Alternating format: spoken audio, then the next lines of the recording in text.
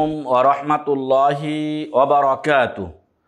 আলহামদুলিল্লাহ ওয়াসসালাতু ওয়াসসালামু আলা রাসূলিল্লাহ ওয়া আলা আলিহি ওয়া সাহবিহি ওয়া মান তাবিআহুম বিইহসানিন ইলা ইয়াউমিদ্দিন, আম্মা বা'দ।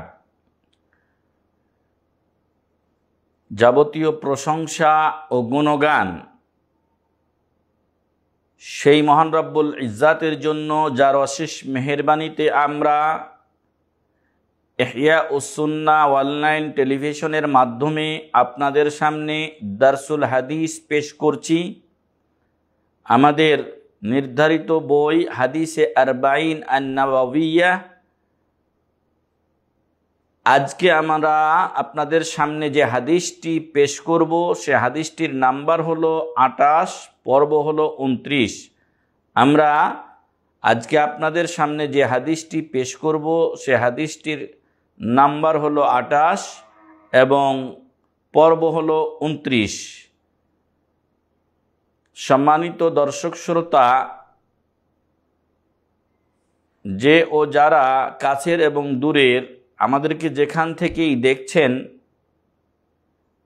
তাদের জ্ঞাতার্থে জানাতে চাই যে ঐক্যের সাথে সুন্নাহর পথে অবিরাম পথ চলা এ দৃঢ় প্রত্যয় নিয়ে ইহয়া উস সুন্নাহ ফাউন্ডেশন ইহয়া উস সুন্নাহ অনলাইন টেলিভিশন চালু করেছে। এর বিভিন্ন ধর্মীয় প্রোগ্রামগুলো আপনাদেরকে দেখার এবং শেয়ার করার জন্য আমরা অনুরোধ করছি। সালাত ও সালাম বর্ষিত হোক বিশ্বনবী মুহাম্মদুর রাসূলুল্লাহ সাল্লাল্লাহু আলাইহি ওয়াসাল্লামের উপরে, যার আনুগত্য করা আমাদের প্রত্যেকটি মুসলিমের উপরে ফরজ এবং যার অমীয় বাণী আপনাদের সামনে আমরা ধারাবাহিকভাবে পেশ করে আসছি। সম্মানিত দর্শক শ্রোতা, আসুন আমরা আপনাদেরকে নিয়ে যাচ্ছি প্রিয় নবী মুহাম্মদুর রাসূলুল্লাহ সাল্লাল্লাহু আলাইহি ওয়াসাল্লামের মুখনিসৃত অমীয় বাণীর দিকে। আজকের হাদিসটির রাবি ও বর্ণনাকারী হলেন আবু নজিহ ইরবাদ বিন সারিয়া আস-সুলামি রাদিয়াল্লাহু আনহু قال। আবু নজিহ ইরবাদ বিন সারিয়া আস-সুলামি রাদিয়াল্লাহু আনহু তিনি এই হাদিসটি বর্ণনা করেছেন। তিনি আহলে সুফার অন্যতম একজন সদস্য ছিলেন। শাম দেশে তিনি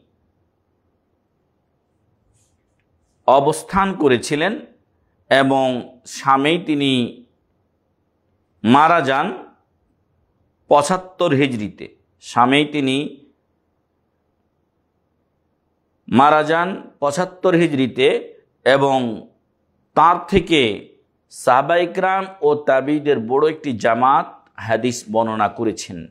সেই আবু নজিহ ইরবাদ বিন সারিয়া সুলামি রাদিয়াল্লাহু আনহু থেকে আজকের আমাদের হাদিসটি বর্ণিত হয়েছে। قال, তিনি বলেন, উল্লেখ্য যে ইরবাদ বিন সারিয়া রাদিয়াল্লাহু আনহুর এই হাদিসটি ইসলামে যে মূলনীতিগুলো রয়েছে সেই মূলনীতিসমূহের অন্যতম একটি মৌলিক হাদিস, যা অতি গুরুত্বপূর্ণ, যেখানে সুন্নাতকে আঁকড়ে ধরতে বলা হয়েছে, বেদাতকে পরিহার করতে বলা হয়েছে। আসুন রাসূল সাল্লাল্লাহু আলাইহি ওয়াসাল্লাম থেকে আমরা সে কথাগুলো শুনে নিই। তিনি বলছেন, ইরবাদ বিন সারিয়া রাদিয়াল্লাহু আনহু বলছেন যে ওয়া'আযানা রাসূলুল্লাহ সাল্লাল্লাহু আলাইহি ওয়াসাল্লাম ওয়া'আযানা রাসূলুল্লাহ সাল্লাল্লাহু আলাইহি ওয়াসাল্লাম মাউ'ইযাতান ওয়াজিলাত মিনহাল কুলুব। একদা আল্লাহ রাসূল সাল্লাল্লাহু আলাইহি ওয়াসাল্লাম তিনি আমাদেরকে ওয়াজ করলেন, নসিহত করলেন, আমাদের সামনে বক্তব্য পেশ করলেন, যেই বক্তব্যের দরুন আমাদের অন্তরগুলো আল্লাহর ভয়ে ভীত হলো। ওয়াযারাফাত মিনহাল উয়ুন, এবং ওই বক্তব্য শুনে আমাদের চক্ষু দিয়ে অশ্রু বের হতে শুরু হলো। এত প্রাঞ্জলময় ভাষণ, এত সুন্দর ভাষণ, এত বাস্তবসম্মত ভাষণ রাসূল সাল্লাল্লাহু আলাইহি ওয়াসাল্লাম দিলেন।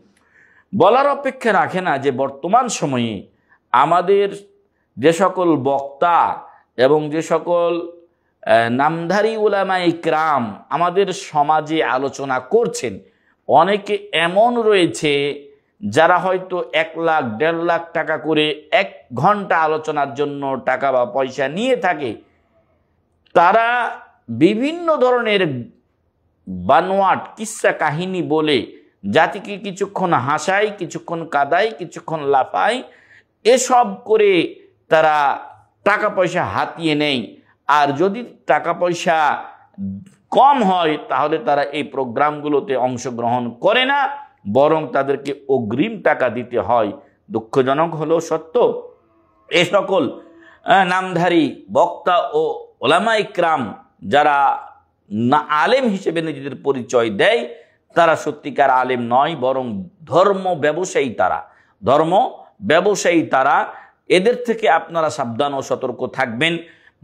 যারা সত্যিকারের আলেম ওলামা, কোরআন এবং সহিহ সুন্নাহর জ্ঞান রাখেন এবং আপনাদের জীবন বান্ধব এবং আপনাদের জন্য কল্যাণকর আলোচনা নিয়ে আসবেন, তাদেরকে আপনারা ইনভাইট করবেন এবং তাদেরকে আপনারা আলোচনার জন্য নিয়ে যাবেন। এটা আপনাদের কাছে বিশেষভাবে আমার অনুরোধ রইল।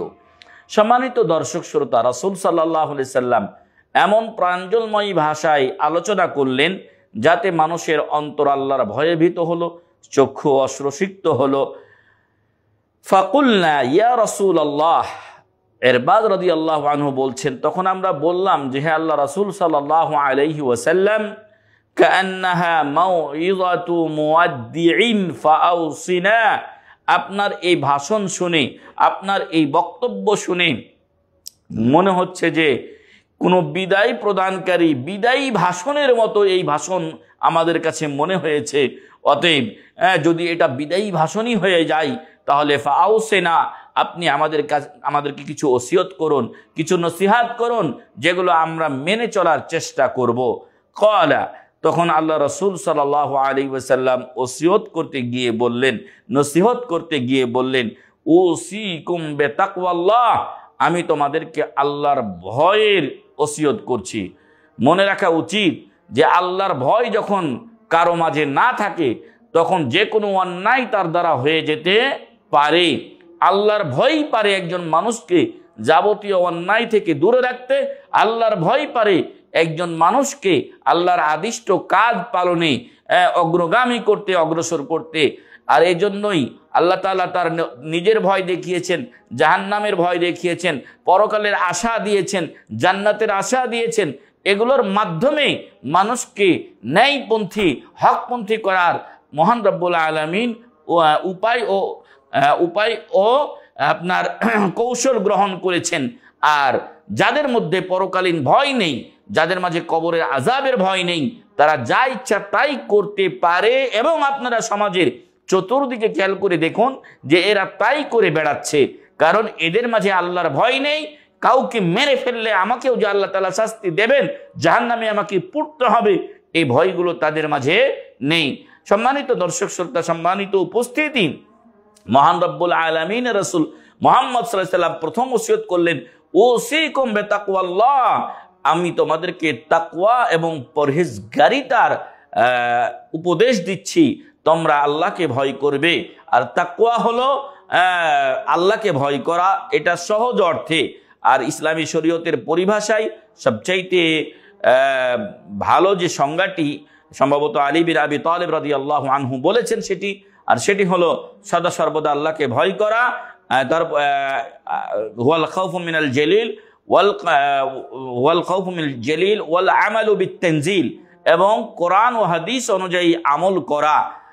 তারপরে ওয়াল কানাআতু বিল ইয়াসির, অল্পে তুষ্ট থাকা, ওয়াল ইসতিদাদু লিয়াউমির রাহিল, এবং মৃত্যু পরবর্তী জীবনের জন্য প্রস্তুত থাকা, প্রস্তুতি গ্রহণ করা। এই 4টি বিষয়ের সমন্বয় হলো তাকওয়া ও পরহেজগারিতা। আবারও আপনাদের শরণার্থে আমরা বলতে চাই যে 1 নম্বর তাকওয়া 4টি বিষয়কে শামিল করে। আলী বিন আবি তালিব রাদিয়াল্লাহু আনহুর সংজ্ঞা অনুযায়ী 1 নম্বর হচ্ছে হুয়াল খাউফু মিনাল জালিল, সদা সর্বদা আল্লাহকে ভয় করা, ওয়াল আমালু বিত-তানজিল, আল্লাহ যা নাজিল করেছেন সে অনুযায়ী আমল করা, ওয়াল কানাআতু বিল ইয়াসির, অল্পে তুষ্ট থাকা, ওয়াল ইসতিদাদু লিয়াউমির রাহিল, মৃত্যু পরবর্তী জীবনের জন্য প্রস্তুতি গ্রহণ করা। এই 4টি বিষয়ের সমন্বয় হলো তাকওয়া ও পরহেজগারিতা। আল্লাহ রাসূল সাল্লাল্লাহু আলাইহি ওয়াসাল্লাম বললেন, আমি তোমাদেরকে তাকওয়া ও পরহেজগারিতার ওসিয়ত করছি, ওয়াসসামি ওয়া তাআ, এবং তোমাদেরকে আমি ওসিয়ত করছি নেতার কথা শুনবে, তার কথা মানবে, তার আনুগত্য করবে। যেই আপনার উপরস্থ কর্মকর্তা হন না কেন, যদি আপনাকে ন্যায় কাজের কোনো আদেশ করে অবশ্যই আপনার উচিত তার কথা মানা। আর যদি আপনি না মানেন তাহলে ফিতনা ও ফাসাদ তৈরি হবে। তবে মনে রাখতে হবে যে অন্যায় কাজে কারো আনুগত্য করা যাবে না। রাসূল সাল্লাল্লাহু আলাইহি সাল্লাম বলেছেন, লা তাআতা লিমাখলুকিন ফি মাসিয়াতিল খালিক, আল্লাহর অবাধ্য হয় এমন কোনো কাজে কোনো মাখলুকের, কোনো সৃষ্টিজীবের আনুগত্য করা যাবে না। কদিন আগে আমরা যখন দার্স পেশ করছি, তার কদিন আগে আমাদের দেশে স্বৈরাচারী সরকারের পতন ঘটেছে এবং সেখানে অনেক এই আপনার অসৎ পুলিশ কর্মকর্তারা টাকার কারণে এবং এই টাকা তারা ইতিপূর্বে ঘুষ খেয়েছে এবং নানানভাবে অন্যায়ভাবে টাকা পয়সা ইনকাম করেছে, তার কারণে সাধারণ পুলিশ সদস্যদেরকে দিয়ে অনেক জায়গায় গুলি করিয়েছে। মনে রাখবেন, এরকম কোনো আদেশ মানা জায়েজ নয়। আপনি চাকরি ছেড়ে দেন, আল্লাহ আপনার এর চাইতে ভালো চাকরির ব্যবস্থা করবেন, কিন্তু কোনো ক্রমেই কারো অন্যায় আদেশ মানা যাবে না। আল্লাহ তাআলা, আল্লাহ রাসূল বলছেন, ওয়াসসামি ওয়া তাআ, আমি তোমাদেরকে ওসিয়ত করছি আল্লাহর আনুগত্যের জন্য, আল্লাহ তোমাদের নেতার আনুগত্যের জন্য, আল্লাহ ও রাসূলের আনুগত্যের জন্য, তাদের কথা শোনার জন্য। ওয়া ইন তাআম্মারা আলাইকুম আবদুন, যদি তোমাদের উপরে নেতৃত্ব লাভ করে, নেতা হয়, একজন দাসও হয়, আর সে যদি ভালো কথা বলে, ভালো কাজে আদেশ দেয়, তাহলে তার কথা শুনবে। অন্য ভাষায় আছে, অন্য হাদিসে এসেছে, অন্য বর্ণনায় এসেছে, ওয়া ইন তাআম্মারা আলাইকুম আবদুন হাবাশী, একজন হাবশী কালো নিগ্র দাসও যদি তোমাদের আমিরত্ব গ্রহণ করে, তবুও তার কথা তোমরা মানিও, নতুবা এই দুনিয়ায় ফিতনা ও ফাসাদ সৃষ্টি হবে, গন্ডগোল তৈরি হবে। যেইভাবে আপনার আমার প্রিয় মাতৃভূমিতে এখন গন্ডগোল চলছে, এখানে এমন একটা সিচুয়েশন তৈরি হয়েছে, কেউ কাউকে মানে না, যে যাকে ইচ্ছে যখন ইচ্ছে মেরে ফেলছে। আজকে আমরা যখন আলোচনা করছি তখনও আমরা দেখলাম যে তোফাজ্জল নামে ঢাকা বিশ্ববিদ্যালয়ে একজন মানসিক ভারসাম্যহীন ব্যক্তিকে হত্যা করা হয়েছে। নাউজুবিল্লাহি মিন যালিক। এরা নাকি বিশ্ববিদ্যালয়ের ছাত্র। আমি বলবো এরা হলো খুনি। এই খুনির দোষরদেরকে বর্তমান সরকারের কাছে আমি আবেদন করব, দ্রুত তাদেরকে গ্রেফতার করে সাথে সাথে তাদেরকে ব্রাশ করে ফায়ার করে হত্যা করা হোক। এই যে আইনি প্রক্রিয়া করতে করতে লাস্টে এদের কোনো বিচার হয় না, এই বিচারহীনতা থেকে বের হয়ে আসতে হবে। সম্মানিত দায়িত্বশীলদের কাছে আমাদের এই আবেদন। فإنه من يعش منكم فسيرى اختلافا كثيرا, কারণ রাসূল সাল্লাল্লাহু আলাইহি ওয়াসাল্লাম বলছেন, তোমাদের যারা দীর্ঘায়ু লাভ করবে তারা আরো মেলা মতবিরোধ দেখতে পাবে, বিভিন্ন সমস্যা দেখতে পাবে। আর ওই সমস্যা সংকুল সময়ে তোমরা যদি নেতার আনুগত্য করে চলো, তাহলে অবশ্যই তখন তোমরা শান্তি পাবে। ফালাইকুম বিসুন্নতি ওয়া সুন্নাতিল খুলাফাইর রাশিদিন আল মাহদিয়িন, যাবতীয় সমস্যার সমাধান করার জন্য তোমরা আমার সুন্নাতকে, আমার খুলাফায়ে রাশিদার সুন্নাতকে মজবুতভাবে আঁকড়ে ধরবে, অন্য কারো সুন্নাতকে নয়। এখন আমাদের সমাজে মাযহাবের দোহাই দিয়ে সুন্নাহকে পরিত্যাগ করা হয়। এখন আমাদের সমাজে আমাদের ইমাম, আমাদের হুজুর কি কম বুঝে, এসব দোহাই দিয়ে খোলাফায়ে রাশেদার এবং রাসূলের সুন্নাতকে পরিহার করা হয়। আমাদের ভাইদেরকে মসজিদ থেকে তাড়িয়ে দেওয়া হয় এবং আমাদেরকে বিভিন্নভাবে হেনস্থা করা হয়, আমাদের মসজিদগুলো ভেঙে ফেলা হয়। যারা এই সকল অন্যায়ের সাথে জড়িত তাদের আইনানুগ ব্যবস্থা নেওয়ার জন্য আইন শৃঙ্খলা বাহিনীর কাছে আমরা আহ্বান জানাচ্ছি, অনুরোধ করছি, দাবি জানাচ্ছি। সাথে সাথে এই সমস্ত বকলমদেরকে এবং দিনী লেবাসে যারা দিন সম্পর্কে অজ্ঞ মূর্খ রয়েছে, আমরা তাদেরকে বলবো ধর্ম সম্পর্কে জানুন এবং সত্যটা জেনে পরকালীন নাজাতের ওয়াসিলা গ্রহণ করুন। আর এইভাবে যারা সত্যের উপরে আমল করছে তাদেরকে বিভিন্নভাবে হেনস্থা করে, অন্যায় জুলুম অত্যাচার করে দয়া করে পরকালে নিজের জাহান্নামের পথকে আপনি এই সহজ করে নেবেন না। আল্লাহ তাআলা সবাইকে সত্য বোঝার এবং তার উপরে চলার তৌফিক দান করুন, আল্লাহুম্মা আমিন। রাসূল সাল্লাল্লাহু আলাইহি ওয়াসাল্লাম বললেন, ফালাইকুম বিসুন্নতি ওয়া সুন্নাতিল খুলাফাইর রাশিদিন আল মাহদিয়িন, আমার পরে তোমরা অনেক সমস্যা দেখতে পাবে, ওই সমস্যার সময় তোমরা আমার সুন্নাতকে, আমার খোলাফায়ে রাশেদার সুন্নাতকে, আবু বকর, ওমর, ওসমান, আলী এবং পঞ্চম খলিফা হিসেবে যাকে ধরা হয় তিনি হলেন হাসান বিন আলী রাদিয়াল্লাহু আনহুমা। তার মাত্র 6 মাস ছিল এই খেলাফতের 30 বছর পূর্ণ হতে, তো তিনি হলেন পঞ্চম খলিফা। তো এই খোলাফায়ে রাশেদার সুন্নাতকে তোমরা মজবুত ভাবে আঁকড়ে ধরবে। আদ্দু আলাইহা বিন নওয়াজিজ, মাড়ির দাঁত দিয়ে এগুলোকে আঁকড়ে ধরবে। ওয়া ইয়াকুম ওয়া মুহদাসাতিল উমুর, আর ধর্মের মাঝে নতুন কিছু সংযোজন করা থেকে তোমরা বেঁচে থাকবে, সাবধান সতর্ক থাকবে। ধর্মের মাঝে নতুন কিছু সংযোজন করা যাবে না। আর আমাদের দেশের যে সমস্ত মাযহাবী ভাইরা আছে তাদের অনেকেই বিদআত কি জিনিস এই শব্দটা যারা জানে না, চেনে না, তার সংজ্ঞা তারা জানে না, যার কারণে অনেকে মাইককে বেদাত বলে, অনেকে গাড়িকে বেদাত বলে। গাড়ি বেদাত, আপনি গাড়িতে চড়ছেন কেন? আরে ভাই, বেদাত হয় দিনের মাঝে, বেদাত হয় দিনের মাঝে, দুনিয়ার মাঝে নয়। দুনিয়ার মাঝে যে সকল নতুন জিনিস আছে এগুলো সব বৈধ যদি শরীয়তের নিষেধাজ্ঞা না আসে। আর দিনের মাঝে রাসূল সাল্লাল্লাহু আলাইহি সাল্লামের উপরে যখন আয়াত নাযিল হয়েছে, আল ইয়াউমা আকমালতু লাকুম দীনাকুম ওয়া আতমামতু আলাইকুম নি'মাতি ওয়া রাদিতু লাকুমুল ইসলাম দীনা, সূরা মাইদা 3 নম্বর আয়াত নাযিল হওয়ার সাথে সাথে ইসলামকে আল্লাহ তাআলা পরিপূর্ণ বলে ঘোষণা করেছেন। আর এই ইসলামের মাঝে নতুন কিছু সংযোজন করাটার কোনো অধিকার আপনাকে আমাকে দেওয়া হয়নি। যেমনটি আপনারা শবে মেরাজ, শবে কদর, শবে মেরাজ, শবে বরাত, ঈদে মিলাদুন নবী থেকে শুরু করে অসংখ্য 40 ইত্যাদি আপনারা এই দিনের মাঝে ঢুকিয়ে দিয়েছেন। আল্লাহ আপনাদেরকে হেদায়েত দান করুন এবং আপনাদের খারাপি থেকে জাতিকে আল্লাহ হেফাজত করুন, আল্লাহুম্মা আমিন। রাসূল সাল্লাল্লাহু আলাইহি ওয়াসাল্লাম ওসিয়ত করলেন, ওয়া ইয়্যাকুম ওয়া মুহদাসাতিল উমুর, তোমরা ধর্মের মাঝে নতুন কিছু সংযোজন করা থেকে বেঁচে থাকবে। কেন? ফাইন্না কুল্লা বিদআতিন দালালাহ, অন্য বর্ণনায় এসেছে ফাইন্না কুল্লা মুহদাসাতিন বিদআহ, কারণ ধর্মের মাঝে নতুন যেগুলো সংযোজন করা হয়, কারণ ধর্ম তো কমপ্লিট। একটা পরিপূর্ণ গ্লাসে পানি যখন থাকে, এখানে আপনি যখন নতুন করে পানি ঢালবেন তখন অবশ্যই গ্লাসের পানি কিছুটা পড়ে গিয়ে নতুন পানি সেখানে জায়গা করে নেবে। অতএব ধর্মের মাঝে যখন আপনি বেদাত চালু করবেন, বেদাত যখন একটা আসবে সমাজে, তখন সেখান থেকে একটা সুন্নাহ উঠে যাবে, এটাই স্বাভাবিক। এজন্য আল্লাহ রাসূল সাল্লাল্লাহু আলাইহি ওয়াসাল্লাম বলছেন ফাইন্না কুল্লা মুহদাসাতিন বিদআহ, প্রত্যেকটা ধর্মের মাঝে নতুন কিছু সংযোজন যখন করা হয় এর বিধান হলো বিদআত।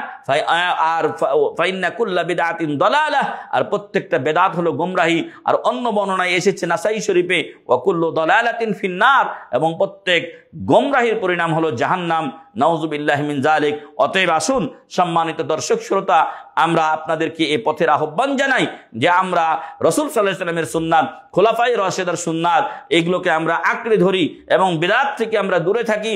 আমরা তাকওয়া পরহেজগারিতা অবলম্বন করি, আমাদের নেতার ভালো আদেশগুলো আমরা মেনে চলি, তার নিষেধগুলো থেকে আমরা বিরত থাকি। আল্লাহ তাআলা আমাদেরকে সে তৌফিক দান করুন। এবং শেষ কথা যেটা বলবো, ইসলামের অন্যতম একটা মৌলিক হাদিস, মূলনীতির হাদিস হলো আয়েশা রাদিয়াল্লাহু আনহা থেকে বর্ণিত হাদিস, যেখানে তিনি বলেছেন যে আল্লাহ রাসূল সাল্লাল্লাহু আলাইহি ওয়াসাল্লাম বলেন, মান আহদাসা ফি আমরিনা হাযা মা লাইসা মিনহু ফাহুয়া রাদ্দুন, যারা আমাদের এই দিন ধর্মে এমন কিছু নতুন সংযোজন করে যা তার অন্তর্ভুক্ত নয়, ফাহুয়া রাদ্দুন, সেটা বাতিল, পরিত্যাজ্য, সেটার কোনো স্থান ইসলামে নেই, এটা ওই লোকের দিকে ছুড়ে ফেলা হবে। আর যারা এই বেদাতে নিমজ্জিত হয়ে যাবে তারা কিয়ামতের দিন আল্লাহ রাসূল সাল্লাল্লাহু আলাইহি ওয়াসাল্লামের কাছে হাউজে কাউসারের কাছে উপস্থিত হওয়ার পরও সেখান থেকে পানি পান করতে পারবে না, বঞ্চিত হবে, তাদেরকে ফিরে যেতে হবে জাহান্নামে, নাউযুবিল্লাহি মিন যালিক। অতএব এই গ্রহীত কাজ বিদআত থেকে নিজেদেরকে হেফাজতে রাখার চেষ্টা করি। আল্লাহ তৌফিক দান করুন, আল্লাহুম্মা আমিন। আজকের যে হাদিসটি আমরা পেশ করলাম, মূল হাদিসটি সুনানে আবু দাউদ, তিরমিজিতে রয়েছে এবং ইমাম তিরমিজি রাহিমাহুল্লাহ হাদিসটিকে হাসান সহিহ বলে উল্লেখ করেছেন। মহান রব্বুল আলামিন ইরবাজ বিন সারিয়া আবু নজিহ রাদিয়াল্লাহু আনহুর হাদিসের উপরে আমাদেরকে আমল করার তৌফিক দান করুন। ইসলাম বহির্ভূত যাবতীয় বিদআত, শিরক এবং কুসংস্কারকে পরিহার করার তৌফিক দান করুন, আল্লাহুম্মা আমিন। আবারও সর্বশেষে আমি সবাইকে বলবো যে আসুন আপনারা ইহয়া উস সুন্নাহ অনলাইন টেলিভিশন দেখুন এবং এটাকে আমাদের জনগণের মাঝে শেয়ার করুন, এবং কোনো যদি আমাদের ত্রুটি থাকে আমাদেরকে বলুন, আমরা পরবর্তী সময়ে সেগুলো সংশোধন করে নেওয়ার চেষ্টা করব ইনশাআল্লাহ। ওয়া মা আলাইনা ইল্লাল বালাগ, ওয়া সাল্লাল্লাহু আলা নবিয়িনা মুহাম্মদ ওয়া আলা আলিহি ওয়া সাহবিহি আজমাইন। আসসালামু আলাইকুম ওয়া রাহমাতুল্লাহি ওয়া বারাকাতুহু।